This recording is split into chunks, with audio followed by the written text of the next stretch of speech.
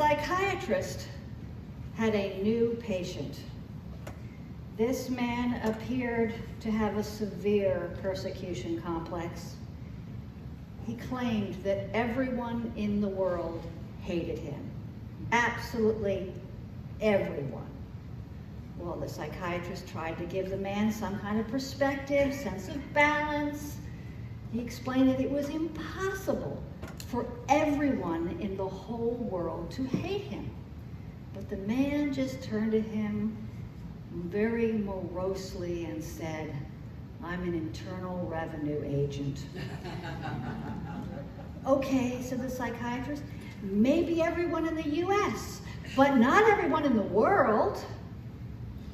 Let's have a little perspective here.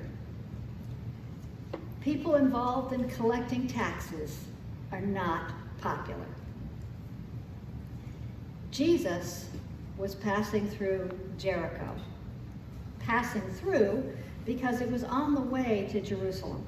And Jericho was a prosperous city on a major trade route on the way to Jerusalem. It even had access to a Jordan River crossing. Jericho was a well-to-do, although smaller city, but it's one of the most ancient cities in the world.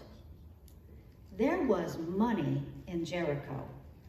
And where there is money, there are taxes.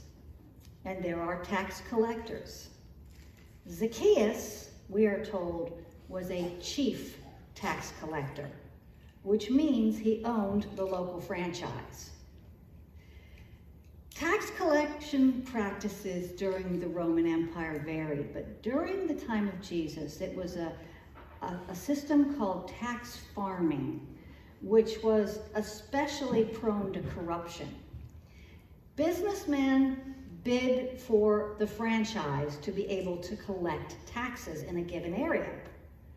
Whoever was given the contract then hired under tax collectors to collect for him.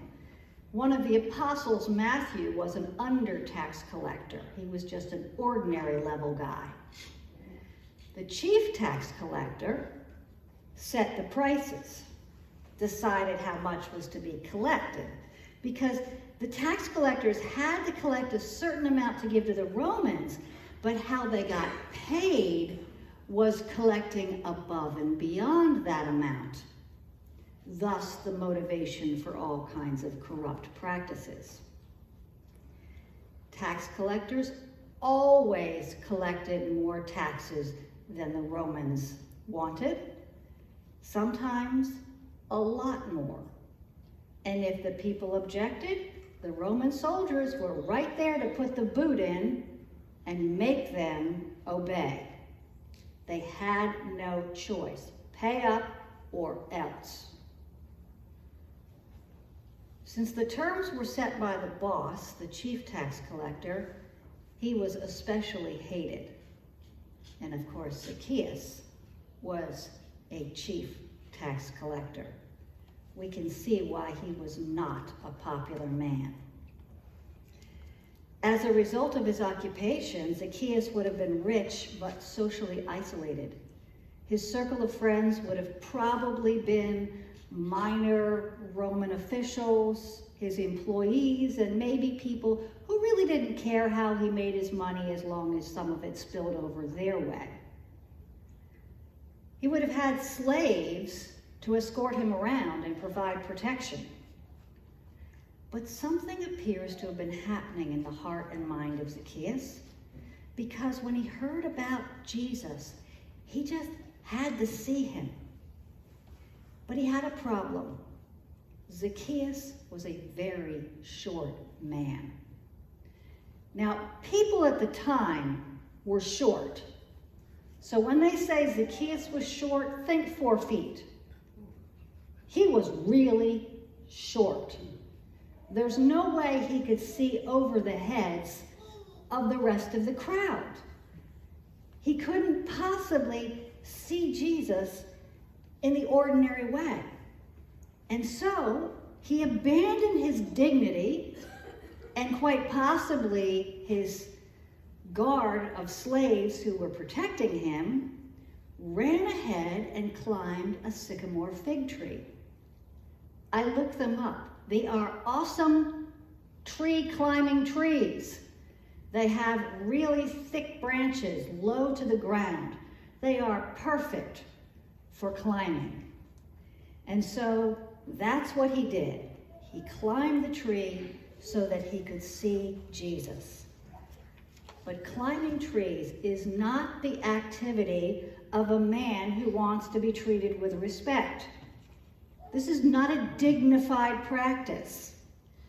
It is not something a typical tax collector would do.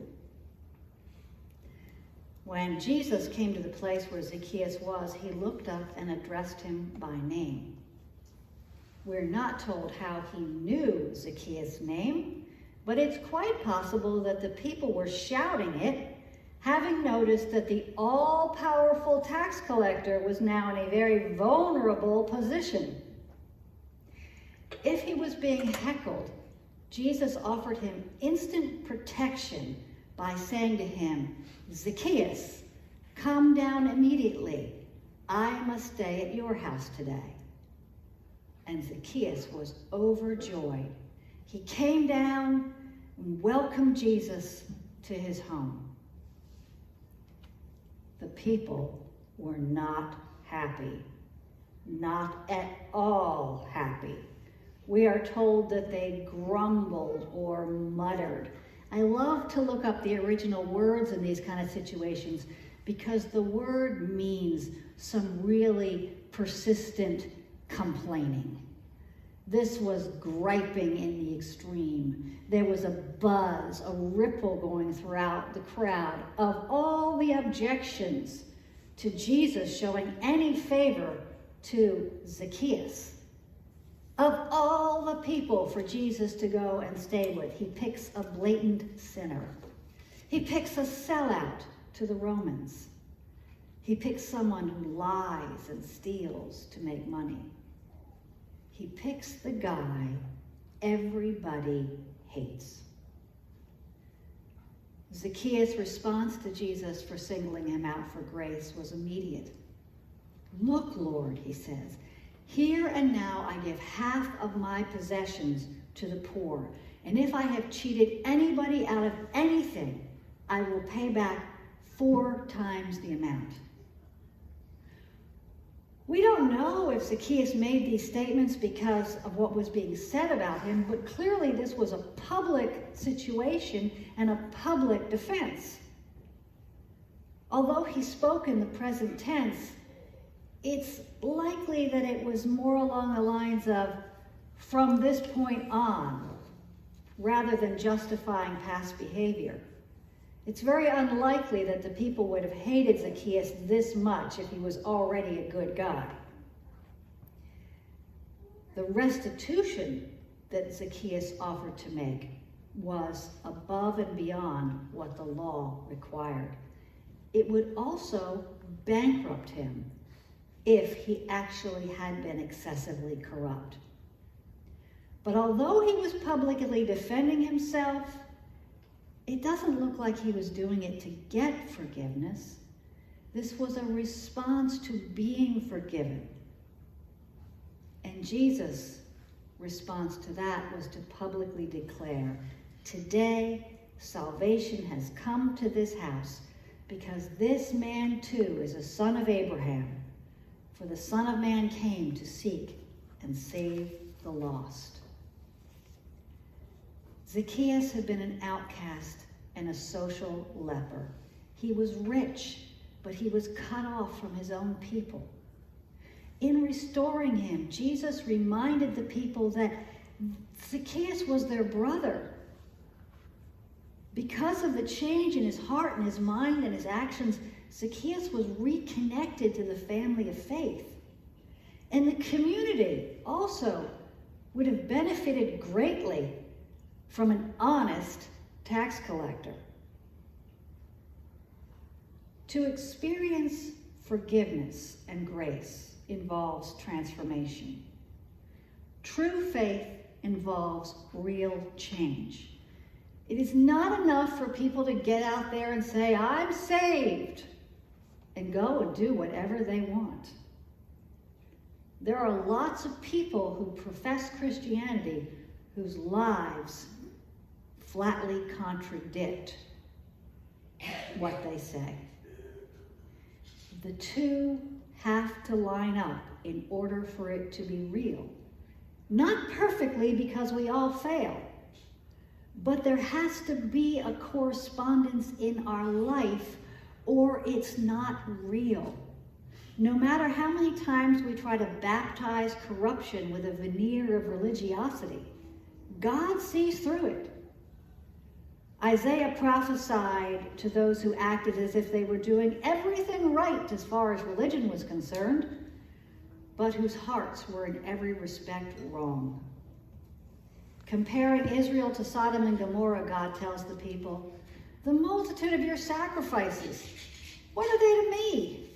I have had more than enough of burnt offerings, rams, and the fat of fattened animals. Who asked this of you, this trampling of my courts? I cannot bear your worthless assemblies. Your new moon feasts and your appointed festivals I hate with all my being. They have become a burden to me. I am weary of them. When you spread your hands out in prayer, I hide my eyes from you. And even when you give forth many prayers, I am not listening because your hands are full of blood. Wash yourselves and be clean. Take your evil deeds out of my sight. Stop doing wrong. To receive forgiveness from God, we have to first recognize that we have done something wrong and we need to be forgiven. That sounds like a no-brainer, but you'd be amazed at how many people are offended by that. The people that Isaiah was addressing were not pagans. They were religious Jews. They were practicing their faith. They were doing all the right rituals in all the right ways. But there was a disconnect between their personal ethics and their religious life. It's as if they had not connected the fact that following God and robbing widows and orphans don't go together. The difference between Zacchaeus and the people Isaiah spoke to was that Zacchaeus recognized that he had done wrong. He could have said, I'm just doing my job. He could have said, it's the tax collector's right to set the fees. I have to make a profit. He could have rationalized and justified up one side and down the next. And had he done so, Jesus' response to him would have been very different. Instead, he recognized that he was guilty of defrauding people and oppressing them. And he took immediate steps to put it right. It's called repentance, and it means to turn around. There is danger for all of us in the tendency to disconnect ethics and faith. Ethics without faith falls short because there's no ultimate standard of right and wrong, and often it comes without love. But faith without ethics is empty and meaningless. Zacchaeus found his way home because he matched up his faith with his lack of personal ethics and found that the two did not line up. He recognized how far away from God he was, and he